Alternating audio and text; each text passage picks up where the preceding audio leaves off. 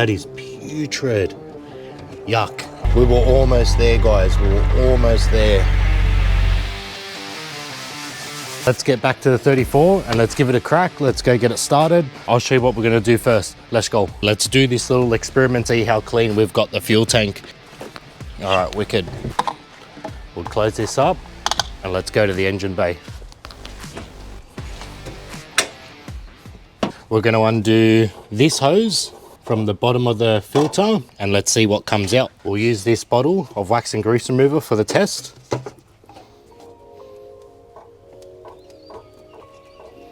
As you can see, what's going to come out will be absolutely putrid.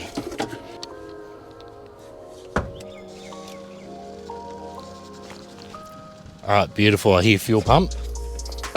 We'll prime it one more time. Wow. Look at that. This is why you don't start your engine straight away. Look at that. That is putrid. Yuck. All right, let's keep going.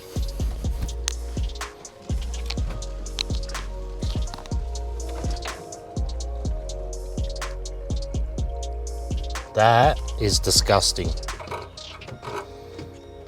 All right, so just to show you, this is what's come out. We'll empty it and then we'll try again and we'll see where it comes out nice and clean. And when it does, then we'll change the fuel filter and we'll start up the engine. But this is a good sign. This means the fuel pump lines are running flow and return. They're running properly. So that's a good sign. Fuel pump's working, boys. Let's go. Turn that just so you guys can see. Nice and clear.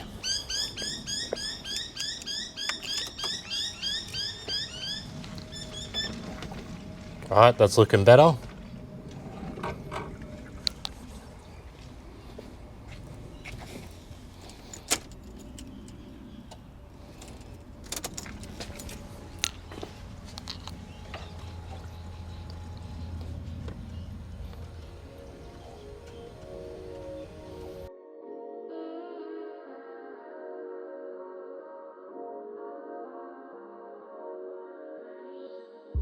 Oh geez, look at that. Yeah, that's rubbish.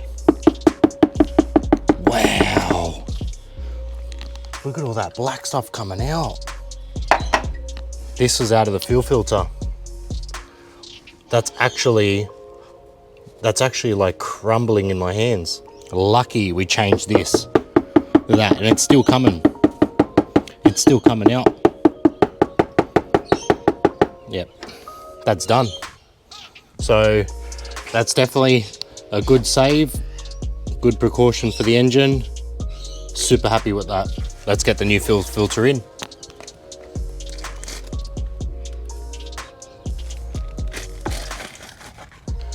All right, so we're gonna use 2 new clamps as well for the fuel filter.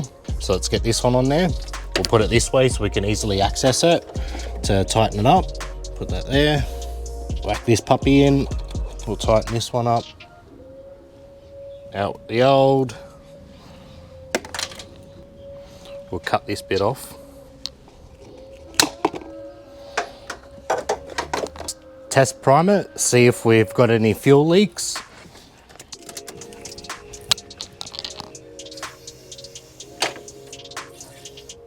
Yeah, beautiful. The engine's got fuel now. How about we give it a quick start, just see what it does. All right, ready?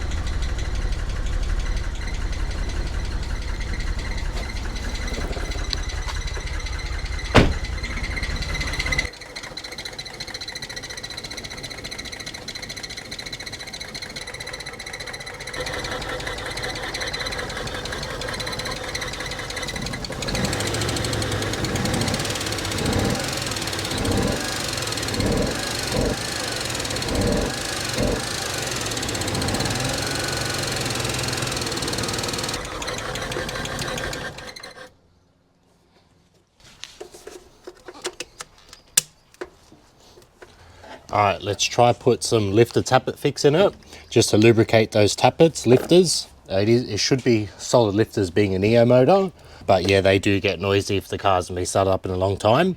And we'll run some injector cleaner. We've got a bit of fuel in there, so we'll chuck a bit of this in there, not the whole bottle. We'll just chuck in a bit so it can be a highly concentrated mix.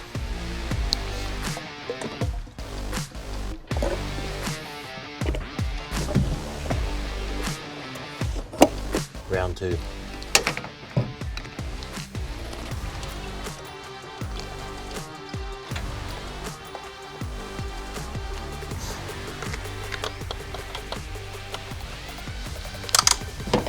Right, we'll chuck the rest of this fuel in there.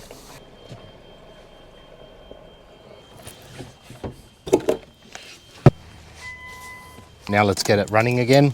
We'll try to keep it running for a few minutes.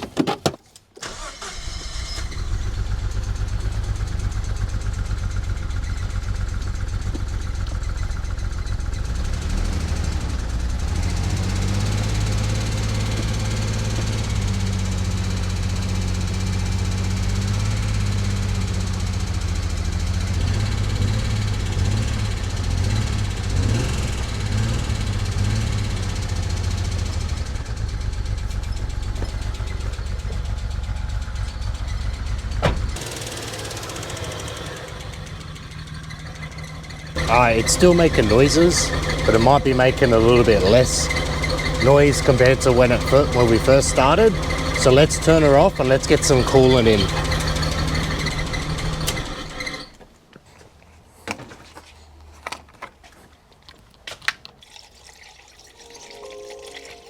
Alright, now we'll start her up, let her bleed, and see what she does.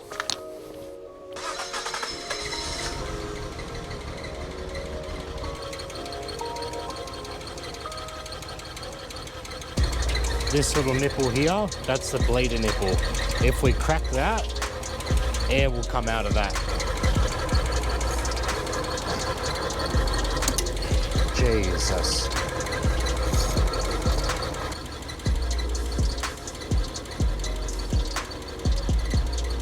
Right, there's no coolant there yet, so leave that loose.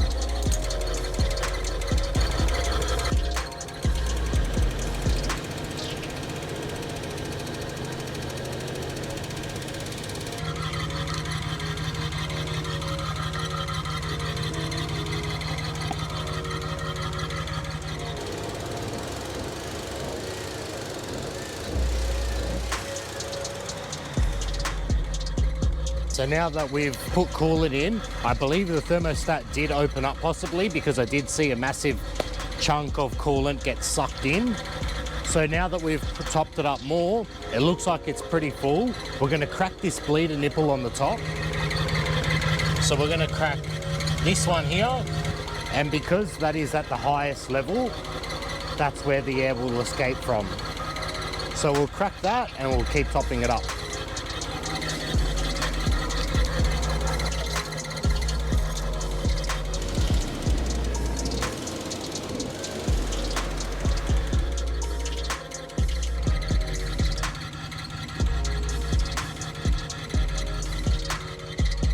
That there is a super positive sign that the head gasket's not done for.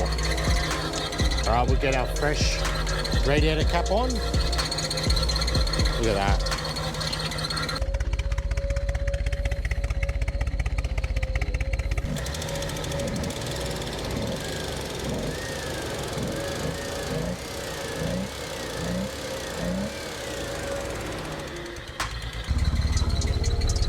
That's a good sign. We've got our fuel reading now, so the float's not stuffed, and we've got a coolant reading as well, which is good.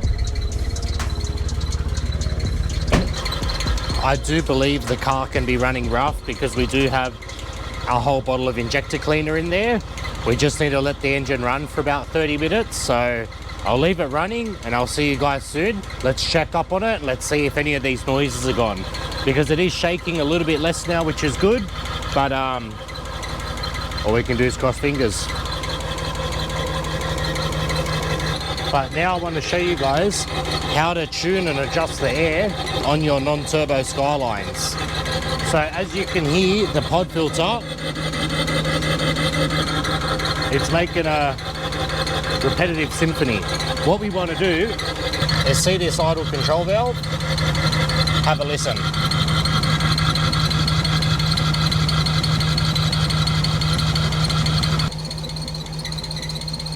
That's definitely not happy there. So I'll bring it up back to here.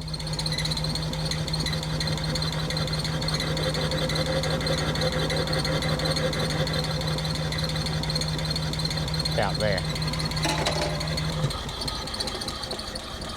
Okay, so idle control valve still works.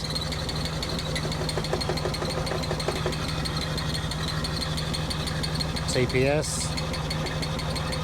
Ah.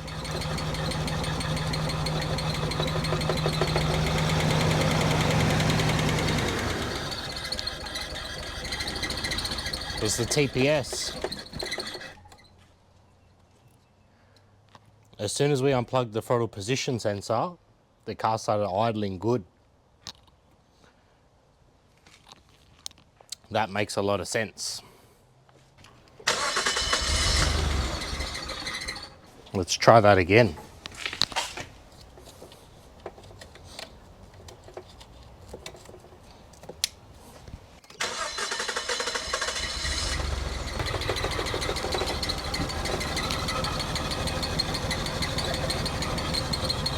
Ready?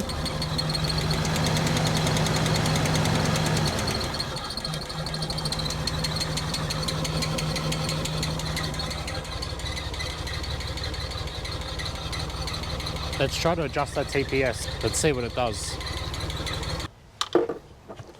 Alright, so these screws were super tight. Like they were on really, really tight. So what I did, just to show you, is you get a screwdriver with a metal tip at the end, you press against the screw and turn. Even if it's locked, just hit it as you turn and the screw will come undone. Because it's a little tiny screw and it's super easy to thread. So keep that in mind. So we have to adjust the TPS with the car off. We'll keep it in like that. And then we'll turn it on. We'll see if it starts better, idles better, and then we can just adjust it accordingly like that. So it was more towards that way, so we'll center it about here. Yeah, we'll give that a little try. We'll leave it loose, but it's still on there a bit stiff enough anyways. One more startup, let's go.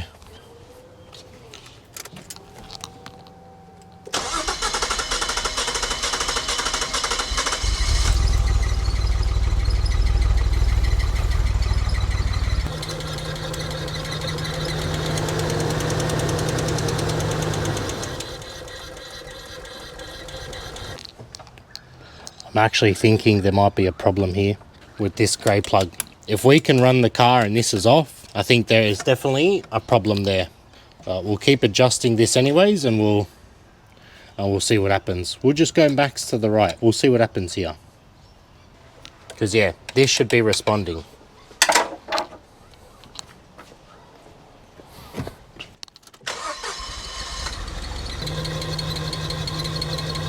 And see how when I unplug this, nothing happens.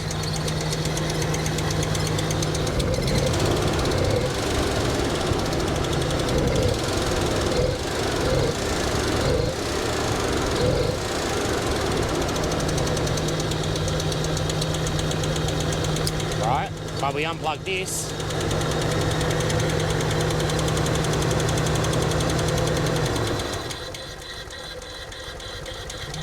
Put that back in.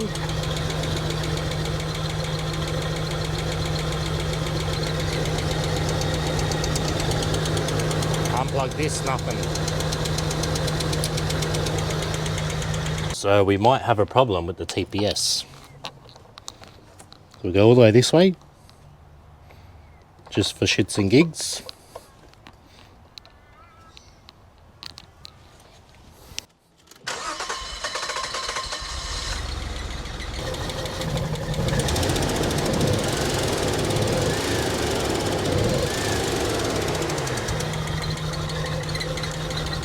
Still nothing.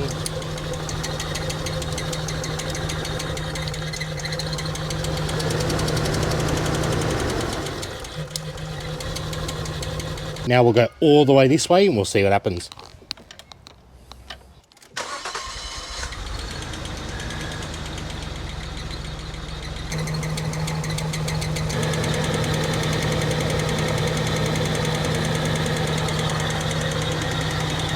All right, now let's chuck a bit more fuel in and we'll see if it idles better.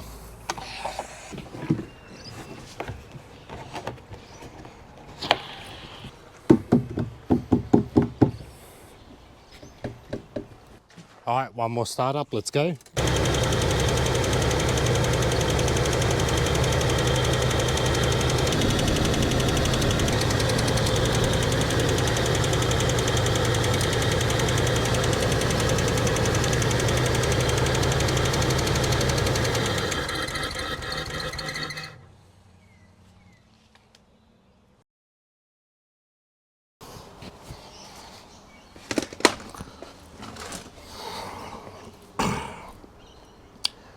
Alright, so you guys might be wondering why the car's off the jack stands and why I'm sitting on a crate. Really unfortunate news. So previously, as you've seen in the video, we were trying to get the idles nice and steady, trying to get the engine nice and quiet, where it's shaking as little as possible. Obviously, we should have diagnosed the motor before we started, maybe when I was there pulling out the spark plugs and the coil packs. It didn't end up compression testing the car, I just had good faith in it. So revving it, the car wasn't misfiring. On idles, you did hear it, it was making a lot of noise. Probably a lot of you guys are going to be commenting earlier in the video saying, hey, that RB is making a bit too much noise and it doesn't sound right. Me, being me, I love my non-turbos. I had a lot more faith in the motor, but the reality is that the car did sit for 10 years. And as you did see in the first video, part 1, can we save this R34, for my good mate Gian. The throttle body was left open, well, not open, but exposed without an intake pipe and no filter there for years and years and years. So God knows what condensation and whatnot could have got in the motor, and what clearances could have been out of whack just by a little bit. So long story short, yesterday, as you've seen, we got the idles up to about 1350. And now at 1350, the car was idling nice and smooth. It wasn't shaking. As you guys had just seen, we got the idles down to 1100 after playing around with the TPS, turning the car on and off, getting the TPS set correctly, seeing where it's happy and where it's not happy. And then so attempted to do a bit of a TPS reset, reds on and off a couple times, and thought the camera was recording, it wasn't. And yeah, as soon as we've done the first crank, it was a nice tunk tunk, and then just a really, really loud and fast, violent tapping. I'm spewing for my mate because I told him I'll get the car serviced and detailed and we'll do it all together, and I'll show you guys the process. We'll chuck in a couple of extra mods while the car's up on jack stands. But now it looks like we can't skip the step of the head having to be pulled off, serviced, reconditioned, machined, all that good stuff. Get the valve clearances checked and all the other little bits and bobs. See if any of the water jackets or anything like that. Give the head a full proper inspection, because the bottom end does sound healthy. Or it could have been the oil pump in the front that could have let go. The possibilities are a little bit endless right now. And a car of this age, been sitting for that long, the engine should have been torn down first just to make sure everything's spot on. As you seen when we first went to go do the spark plugs, the amount of shit that was in there, not any normal person would have gone, yeah, we'll clean it out and blow it out and put spark plugs in it and a fresh set of core packs and just send it. So now we're here. If it was my car, I wouldn't think twice. Call up the boys, call up the fellas, get the head pulled off, send it off to Seven Hills. There's an engine builder I use there for my 33, the black one, 33 MVP. There was a mad shop there. He worked with my Neo and done a fantastic job. And my mate who used to run Ice and Industries, he set the whole car, he put the whole head back together in one night, cracker job, turnkey. The car ran flawlessly after that, and Team Karam worked wonders on getting that Neo head to purr. Obviously, difference between Neo heads and RB25 hydraulic lifter heads is that Neos have solid lifters and normal 33 RB25 DTs, which are hydraulic lifters. They run through like pressure, so if the lifters do get sticky, you do get a violent tapping in the head, a violent knocking. You can have a noisy motor after being parked up for, you know, maybe 6 months, a year, 2 years, but the noise does get more quieter after having it running for a few hours with a bit of treatment, lifter treatment, tappet treatment, stuff like that. You know, giving it a bit of revs here and there, getting the engine up to temp, getting the engine cooling off, getting it back up to temp again, and eventually everything starts freeing up. But I think 10 years was a bit too long, and like I was mentioning with the lifters, the Neos have solid lifters, so they're just pretty much solid. So there's no way they'd really get noisy after all that time. But I just tried to ignore that fact and just hope that the engine would just start clearing up and not make a noise. Now, as you've seen in the beginning, when the car first came off the tow truck and we gave it a first start up, the car was super loud, super noisy, and it made some violent, like knocking noises. But I just thought that's everything just trying to clear up, and I didn't take it seriously enough. Yeah, just having more faith than anything that the car will be, that the car will get more quiet as it gets the misfire, rectified, as it gets the idles rectified, as it gets some proper fuel in it. I just thought step by step that the car will actually get more happier. And as the car was about to get happier, and as the car was about to get at the right idles, no more misfiring, bang, something dropped as we turned the car on.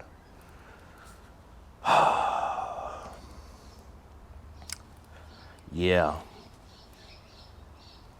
I am absolutely gutted. Like, this was supposed to be a love job from a good mate, and yeah, it just backfired. And obviously, you know, you have to consider budget with everything.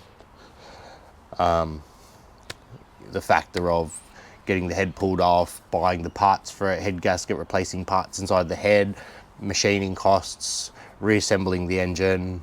If it was my car, we'd already be started. But being not my car, obviously have to check up with him. Let's give him a call anyways. He doesn't know that I'm calling. We'll give him a call and just say how he is and what he wants to do.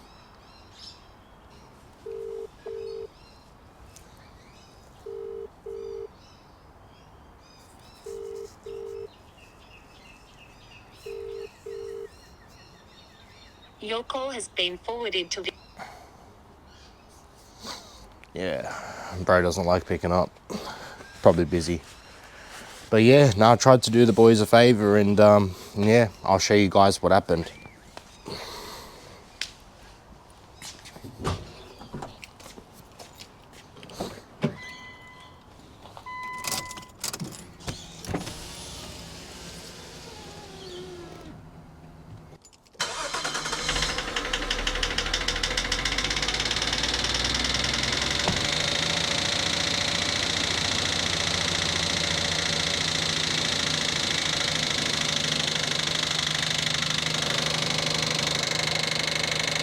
Yep.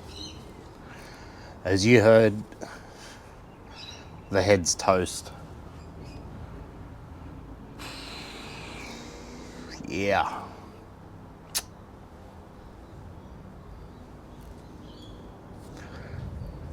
Could have been a fair few things which went wrong. Something could have finally freed up, and by then, valves moved the wrong way, something's given up. Won't know until the engine gets pulled apart, and yeah, gets pulled apart and assessed. But yeah, it's unfortunate. It is a risk. It is always a risk buying non-running cars, especially when you can't prove their history or why they're not running. Yeah, to be able to buy a car which is neglected, you know, a little bit mechanically, a little bit cosmetically, a little bit in the interior, you know, a little bit here and there. that's a project car. Stuff like this, it's a commitment. You know, a car that's not running, you have to be able to justify the risk to the reward. Now, some things might seem cheap just because, you know, of the condition. I think this thing will have to have an easy, at least another 5-6 grand thrown at it mechanically for labor and head and maybe other parts which are going to have to be replaced while things are off. It is a good thing to do. It's a fantastic thing to do. It's not the end of the world, but the build is now prolonged. So I'm gonna have to put this car into the naughty corner, speak to Gian soon, see what he wants to do about the car. I only did have a certain time frame to help him on this car because I did have some news I wanted to tell you guys of what the plan was with the channel. So I did only have a certain amount of time, and before I had left, I wanted to do this for my mate and give him his car on the road, running, driving and looking nice and presentable. But unfortunately it's kicked me in the guts, and yeah, it's now a massive step backwards.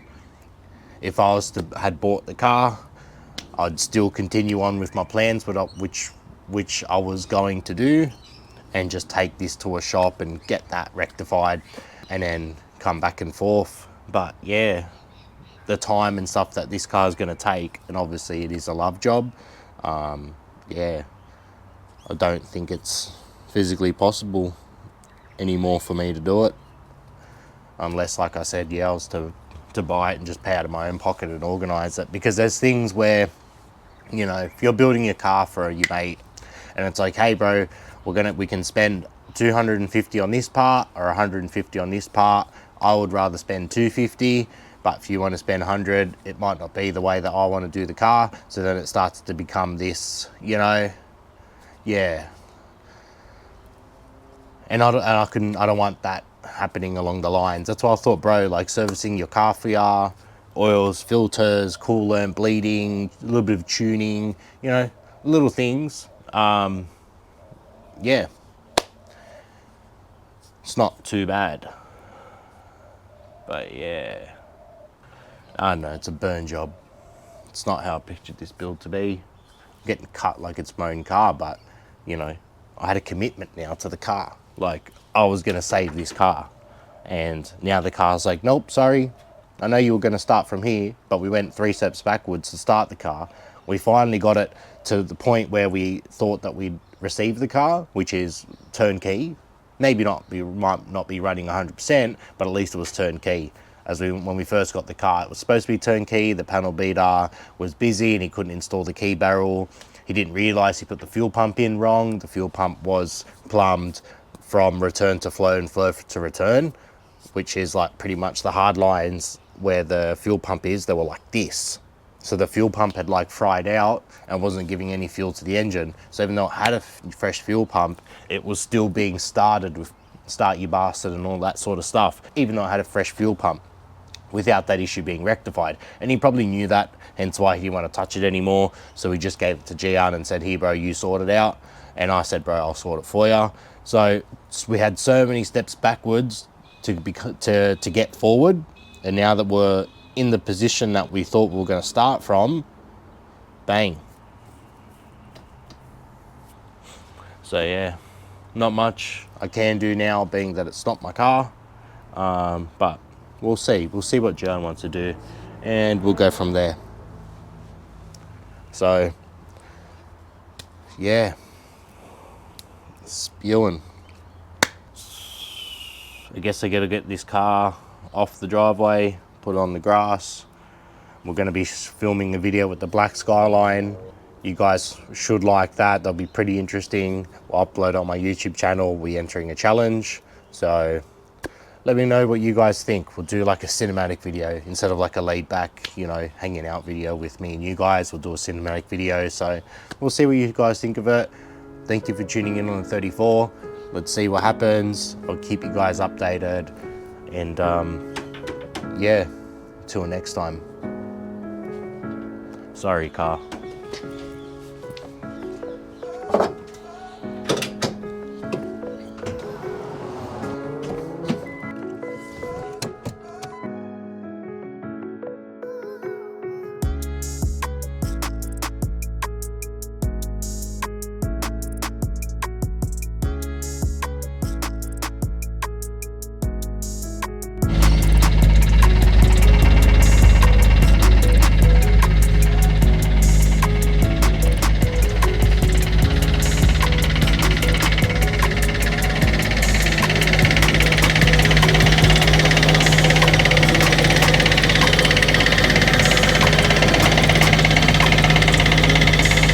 so devastating because look how smooth we got the car idling now.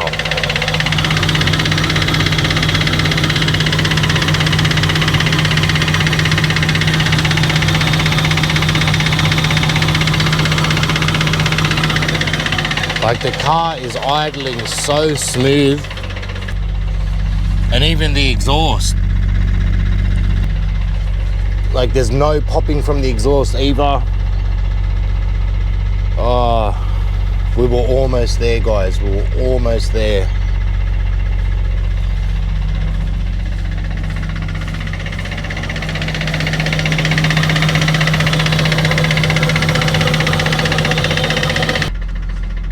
And only 149,000 Ks.